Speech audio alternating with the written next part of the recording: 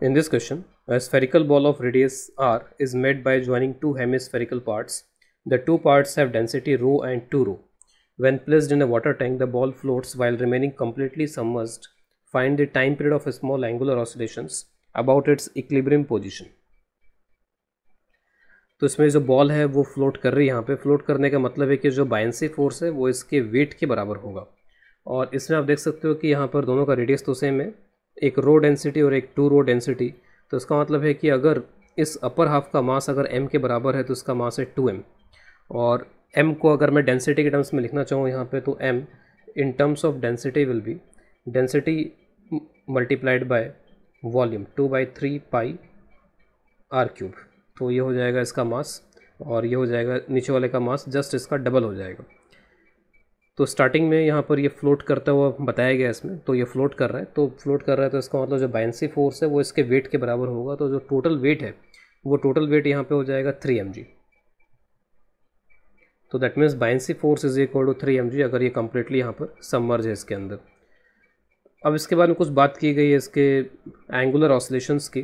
तो उन सभी के लिए एक बार मेरे को यहाँ पे इसका सेंटर ऑफ मास पता कर लेना चाहिए, क्योंकि फिर हमें यहाँ पर पता करना पड़ेगा कि कौन सा फोर्स कहाँ से पास हो रहा है। तो ऑब्वियस है कि जो यहाँ पर वेट है वो वेट तो सेंटर ऑफ ग्रेविटी या सेंटर ऑफ मास से पास होगा। तो इसका सेंटर ऑफ मास पता कर लेते हैं। ऑब्वियस है कि ये m और 2m है, तो यहाँ पे सेंटर ऑफ मास इसका नहीं होगा, इसका सेंटर ऑफ मास थोड़ा नीचे शिफ्ट हो जाना चाहिए। तो एग्जैक्टली कहाँ पे होगा उसको हमें कैलकुलेट करके देखना पड़ेगा एक बार। यहाँ पे इंडिविजुअली हमें दोनों का सेंटर ऑफ मास वैसे पता होना चाहिए कि इंडिविजुअली इनके सेंटर ऑफ मास कहाँ कहाँ पर होंगे। तो इंडिविजुअली अगर देखा जाए तो सपोज़ ये y0 डिस्टेंस है और ये y0 डिस्टेंस है, और ये जो y0 है तो यहाँ पर ये सॉलिड हेमिस्फेयर है, ठीक है। दोनों इंडिविजुअली सॉलिड हेमिस्फेयर्स हैं, तो उनका जो सेंटर ऑफ मास होता है वो 3r/8 पे होता है। तो इंडिविजुअली इसका सेंटर ऑफ मास ये y0 डिस्टेंस और ये भी y0 डिस्टेंस, इंडिविजुअली इसका सेंटर ऑफ मास।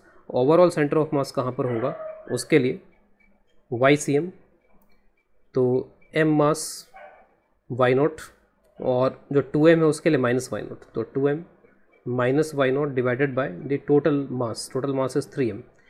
तो यहाँ से आप देखोगे कि ये m कैंसिल हो जाएगा और ये हो जाएगा -y0/3। माइनस आना ये इंडिकेट करता है कि जस्ट यहाँ पर इस पॉइंट के बिलो है, यहाँ पर ये जस्ट माइनस इसको सिग्निफाई कर रहा है। और y0 की वैल्यू अगर आप यहाँ पर रख दो इसमें, तो ये हो जाएगा -r/8। तो इसका जो सेंटर ऑफ मास है वो सेंटर ऑफ मास जो ज्योमेट्रिकल सेंटर दिख रहा है इस स्फीयर का, उसे r/8 नीचे आ रहा है। तो this is the centre of mass which is r/8 below from this point O। तो जो mg है वो यहाँ से पास हो रहा होगा, तो m बेसिकली 3m है यहाँ पे, तो 3 mg। और बायंसी फोर्स का जो पॉइंट एप्लीकेशन होता है, बायंसी फोर्स का पॉइंट एप्लीकेशन जो भी डिस्प्लेस्ड लिक्विड है उसका सेंटर। तो जितना भी ये वॉल्यूम है, तो इस वॉल्यूम के बराबर जो यहाँ पर डिस्प्लेस्ड फ्लूइड है वो भी एक स्फेरिकल शेप का रहा होगा। तो इसने स्फेरिकल शेप का यहाँ पर ये एक लिक्विड को डिस्प्लेस किया है, उसका सेंटर यहीं पर रहेगा। तो this is this centre, buoyancy centre. तो बायंसी फोर्स इस सेंटर से पास हो रहा होगा। तो अभी यहाँ पर क्या है, दोनों एक ही लाइन के अलॉन्ग है यहाँ पे। तो B और यहाँ पर ये 3 mg आपस में एक दूसरे को बैलेंस कर रहे हैं, और बैलेंस करने के साथ साथ एक ही लाइन के अलॉन्ग है, तो इनका किसी तरीके का कोई टॉर्क भी नहीं आएगा। लेकिन जैसे आप इनको रोटेट करते हो, तो रोटेट करने के बाद में सपोज़ मैं इसे थोड़ा रोटेट करके दिखा रहा हूँ। जैसे ये जो लाइन है वो लाइन कुछ इस तरीके की हो गई, तो हल्का सा इसको रोटेशन दिया गया है। Now it becomes something like this. Buoyancy अभी भी यहीं से पास हो रहा होगा। जो सेंटर ऑफ मास है वो सपोज़ यहाँ कहीं पर है, इसमें सेंटर ऑफ मास। तो सेंटर ऑफ मास यहाँ से r/8 पे था। तो अब जो mg पास हो रहा है वो कुछ इस तरीके से पास हो रहा है, इट इज़ 3 mg। और जो बायंसी फोर्स है इट इज़ लाइक दिस। तो रोटेशन करने से, सपोज़ मैंने यहाँ पर इसको जो रोटेशन दिया है वो थीटा एंगल से दिया है, let's say this is theta angle. तो थीटा एंगल से मैंने इसे यहाँ पर इसको रोटेट कर दिया है। रोटेशन देने से बस यहाँ और यहाँ में डिफरेंस क्या आया कि B और mg पहले एक ही लाइन से पास हो रहे थे। आप फोर्स कपल याद करो, फोर्स कपल होते हैं इक्वल एंड अपोजिट फोर्सेस। तो इक्वल एंड अपोजिट फोर्सेस और उनके बीच में कुछ गैप होता है, तो उस गैप को जब मैं F से मल्टीप्लाई करता हूँ तब जाके टॉर्क आता है। लेकिन यहाँ पे तो गैप तो कुछ है ही नहीं यहाँ पे, तो अगर दोनों एक ही लाइन के अलॉन्ग लगेंगे तो उस केस में फिर टॉर्क 0 हो जाएगा। लेकिन बस अब यहाँ पर क्या हुआ, जो रोटेशन हमने दिया उससे दोनों के लाइन ऑफ एक्शन जो है वो चेंज हो गई है, यहाँ पर अलग अलग लाइन ऑफ एक्शन हो गई है, और उन दोनों के लाइन ऑफ एक्शन के बीच में there is some gap. This was centre of mass, ये r/8 डिस्टेंस। तो इसकी वजह से अब यहाँ पर एक टॉर्क आएगा। तो टॉर्क आप किसी पॉइंट के अबाउट निकालना चाहो, एक्सिस के अबाउट निकालना चाहो, ये कर सकते हो, लेकिन जो फोर्स कपल होते हैं उनका टॉर्क जो होता है पॉइंट से इंडिपेंडेंट होता है। वैसे हम सेंटर ऑफ मास के अबाउट बात कर रहे हैं टॉर्क की, यहाँ पर सब कुछ हम सेंटर ऑफ मास के अबाउट कैलकुलेशंस करेंगे, लेकिन जहाँ तक फोर्स कपल के टॉर्क की बात है तो फोर्स कपल का टॉर्क किसी भी पॉइंट के अबाउट उतना ही आता है यहाँ पे। तो टॉर्क अबाउट अगर मैं cm लिख दूँ जस्ट यहाँ पे, तो टॉर्क अबाउट cm, तो फिर इस 3mg का टॉर्क नहीं आएगा, सिंपली इस b का टॉर्क आएगा बाइन c, और ये टॉर्क हो जाएगा b multiplied by this distance, और ये डिस्टेंस आप देख सकते हो इस डायग्राम के अंदर, this distance will be r/8 sine theta. तो b r/8 साइन थीटा, ये हो गया टॉर्क। और जो टॉर्क है यहाँ पर उसमें ये जो थीटा है एंगल वो काफ़ी स्मॉल हम लेके चल रहे हैं इसमें, तो साइन थीटा को आप थीटा लिख लोगे, और b जो है वो 3mg के बराबर है, तो 3mg r/8 साइन थीटा को थीटा लिख लिया गया।